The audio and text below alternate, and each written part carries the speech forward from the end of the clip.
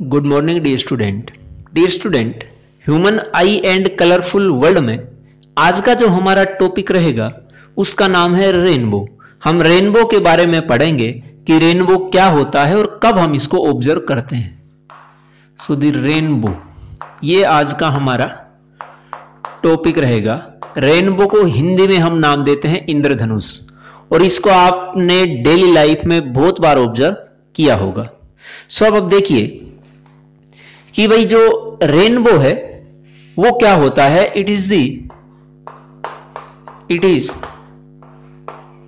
One of the most wonderful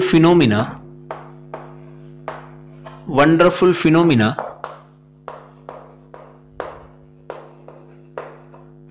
which observed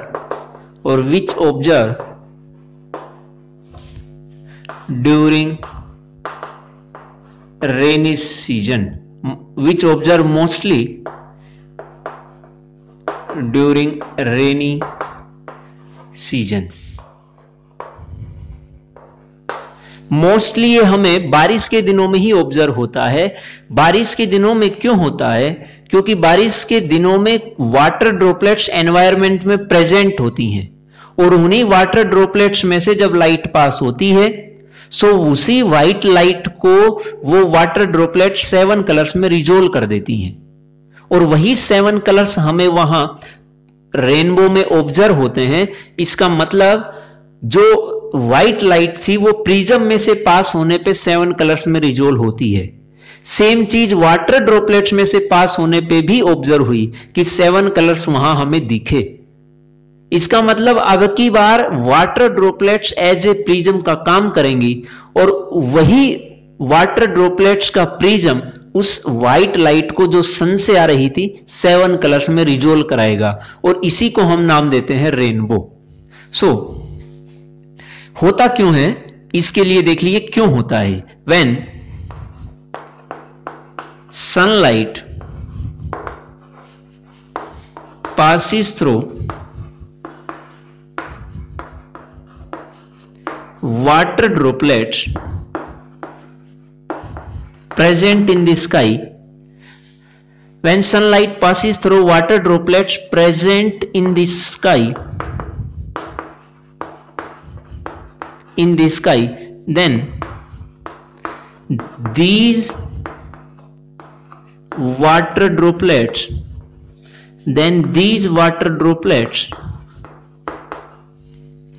will act as prism, and when white light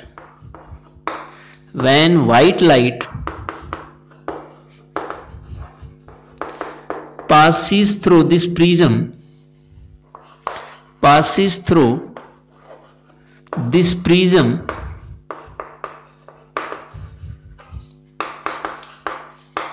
it split white light into 7 colors।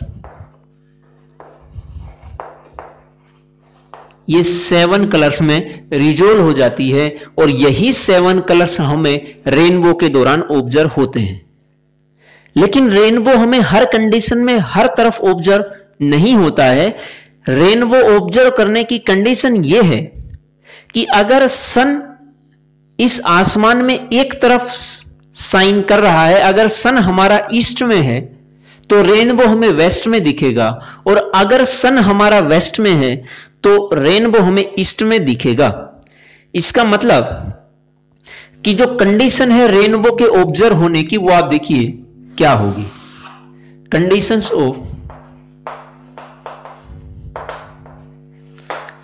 Of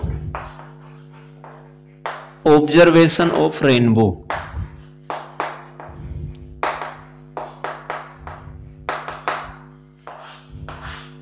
so first इसमें condition ये है कि यहां पे जो rainbow observe होता है वो किस तरफ होगा।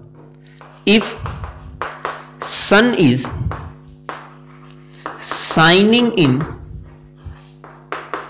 One part of sky, then rainbow will observe in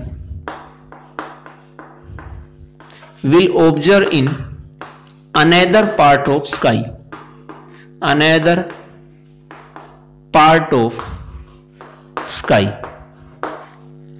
इसका मतलब अगर मान लो कि बारिश हुई है और वहां पे अगर सन हमारा ईस्ट में प्रेजेंट है तो रेनबो हमें वेस्ट में दिखेगा, और अगर सन वेस्ट में है तो रेनबो हमें ईस्ट में दिखेगा। यह कंडीशन हमने यहां लिखी है। दूसरा, ऑब्जर्वर रेनबो को कब ऑब्जर्व कर पाएगा, होगा ये कहां, सन जिस पार्ट में प्रेजेंट है उससे अपोजिट पार्ट में ये रेनबो होगा। लेकिन ऑब्जर्व कब होगा वो देखिए, इट कैन ऑब्जर्व और the observer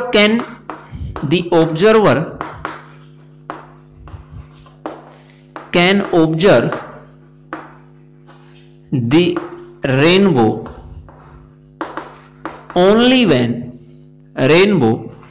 only when his or her back lie towards the sun, his back lie towards the sun। इसका मतलब अगर सन ईस्ट में तो रेनबो होगा वेस्ट में, ये तो बात ठीक है।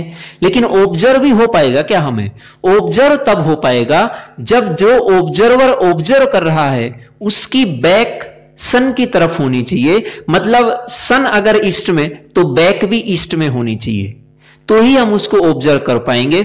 अगर रेनबो आपका वेस्ट में है और आपने बैक कर दी है ईस्ट में नहीं वेस्ट में, तो आपको ऑब्जर्व नहीं हो पाएगा। हमेशा सन की तरफ अगर ऑब्जर्वर की बैक होगी तो ही रेनी डेज में वो रेनबो को ऑब्जर्व कर पाएगा, अदरवाइज ऑब्जर्व नहीं कर पाएगा। ये कंडीशन है कि वो कब रेनबो को ऑब्जर्व कर पाएगा। अब इस रेनबो में कौन कौन से फिनोमिना हमें ऑब्जर्व होते हैं, कौन कौन से फिनोमिना हो रहे हैं जब लाइट प्रिज्म में से इस वाटर ड्रॉपलेट्स में से पास होगी, तब वो आप देखिए। फिनोमिना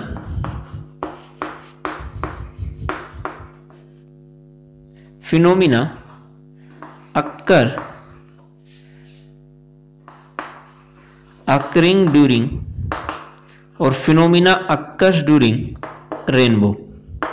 कौन कौन से फिनोमिनाज यहां हो रहे हैं रेनबो के दौरान, वो आप देखिए। ये व्हाइट लाइट है जो कि सन से आ रही है। जब ये व्हाइट लाइट इस वाटर ड्रॉपलेट्स पे इंसिडेंट करेगी, ये वाटर ड्रॉपलेट है और ये water droplet as a prism का काम करेगी। जब ये व्हाइट लाइट इस फर्स्ट सरफेस पे, वाटर ड्रॉपलेट की फर्स्ट सरफेस पे आके इंसिडेंट होगी, सो यहां से हमारे पास ये जो व्हाइट लाइट थी, वो व्हाइट लाइट यहां से 7 कलर्स में रिजोल्व होगी। सो पहला फिनोमिना तो यहां होगा कि यहां डिस्पर्जन भी हो रहा है लाइट का, डिस्पर्जन ऑफ लाइट। दूसरा, जैसे ही ये इस सरफेस को क्रॉस करेगी, तो अंदर इस वाटर ड्रॉपलेट में तो वाटर ही मिलेगा और बाहर कुछ अलग था। मीडियम चेंज होगा और मीडियम जैसे ही चेंज होगा तो यहां रिफ्रैक्शन भी होगा, तो इस सरफेस पे रिफ्रैक्शन भी होगा। 2 फिनोमिना हो गए हैं। थर्ड फिनोमिना, जैसे ही इस लास्ट सरफेस पे जाके लाइट स्ट्राइक करेगी, जो कि 7 कलर्स में रिजोल्व हो चुकी है, और ये हमारे पास रेड कलर है, ये है वॉयलेट। बीच में कलर लाइक करेंगे, जो बच गए हैं वो। जैसे ही ये कलर यहां स्ट्राइक करेंगे, यहां एक फिनोमिना और होगा और इसका नाम है टोटल इंटरनल रिफ्लेक्शन। यह आपने नहीं पढ़ा है, यह आप +2 क्लास में पढ़ेंगे। रिफ्लेक्शन आपने पढ़ रखा है, इसका नाम है टोटल इंटरनल रिफ्लेक्शन। इसको शॉर्ट फॉर्म में नाम देते हैं TIR। यहां इस नॉर्मल रिफ्लेक्शन में जब लाइट किसी सरफेस पे स्ट्राइक करती है, उस रिफ्लेक्टिंग सरफेस पे जब स्ट्राइक करेगी तो वहां कुछ ना कुछ लाइट की एनर्जी का लॉस होता है, लेकिन इस टोटल इंटरनल रिफ्लेक्शन में कोई लाइट का एनर्जी लॉस नहीं होती है। जितनी एनर्जी थी लाइट की पहले उतनी ही बाद में रहेगी रिफ्लेक्शन के बाद, जितनी इंटेंसिटी पहले थी लाइट की रिफ्लेक्शन के बाद उतनी ही रहेगी। तो हम नाम देंगे total internal reflection.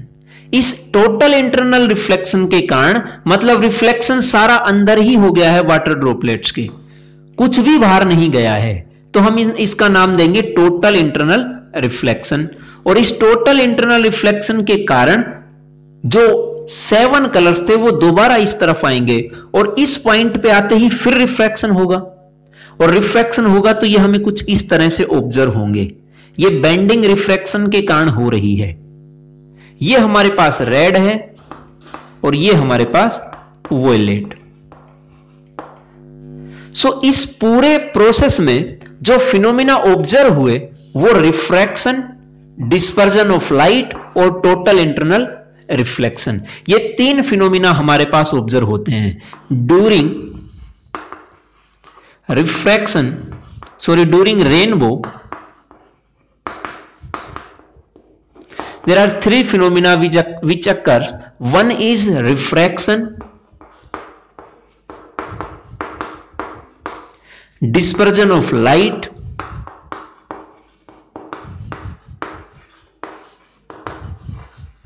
and the last is total internal reflection. ये हमारे पास फिनोमिना इस रेनबो में ऑब्जर्व या रेनबो में होते हैं, और इन्हीं फिनोमिनाज के कारण हमें वहां रेनबो ऑब्जर्व होता है और वो रेनबो में 7 कलर्स हमें ऑब्जर्व होते हैं। ये था हमारा टॉपिक रेनबो, जो कि आपने बहुत बार ऑब्जर्व किया होगा। सो इसको करिए। दूसरा, ये जो रेनबो है इसको हम प्राइमरी रेनबो का नाम देते हैं। दूसरा, हम सेकेंडरी रेनबो भी नाम देते हैं। प्राइमरी रेनबो जब नाम देंगे, टाइप्स ऑफ रेनबो क्या होंगी, हम प्राइमरी रेनबो और सेकेंडरी रेनबो को ऑब्जर्व कर पाते हैं। और भी होते हैं लेकिन उनको हम ऑब्जर्व नहीं कर पाते। क्यों नहीं कर पाते, आप देखिए, हर बार रिफ्रैक्शन, डिस्पर्जन, इन सब में एनर्जी का लॉस होता है, तो धीरे धीरे लाइट की इंटेंसिटी कम होती जाएगी, कलर्स की इंटेंसिटी कम होती जाएगी, तो हम उनको ऑब्जर्व नहीं कर पाते। लेकिन प्राइमरी और सेकेंडरी रेनबो को हम ऑब्जर्व कर पाते हैं। वो क्या होते हैं, दोनों में डिफरेंस क्या है वो आप देखिए। प्राइमरी रेनबो और सेकेंडरी रेनबो,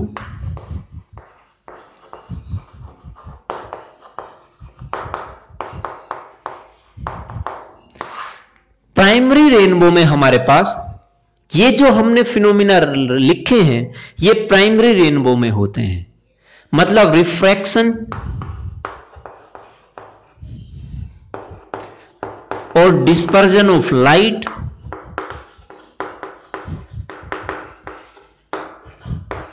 और टोटल इंटरनल रिफ्लेक्शन, जो कि हुआ है एक बार। लेकिन सेकेंडरी रेनबो में रिफ्रैक्शन भी होगा, डिस्पर्जन भी होगा, लेकिन टोटल इंटरनल रिफ्लेक्शन होगा 2 बार। तो हम उसका नाम देंगे सेकेंडरी रेनबो। कहने का मतलब जब एक बार टोटल इंटरनल रिफ्लेक्शन हो तो उसका नाम प्राइमरी रेनबो, जब 2 बार टोटल इंटरनल रिफ्लेक्शन हो तो उसका नाम सेकेंडरी रेनबो।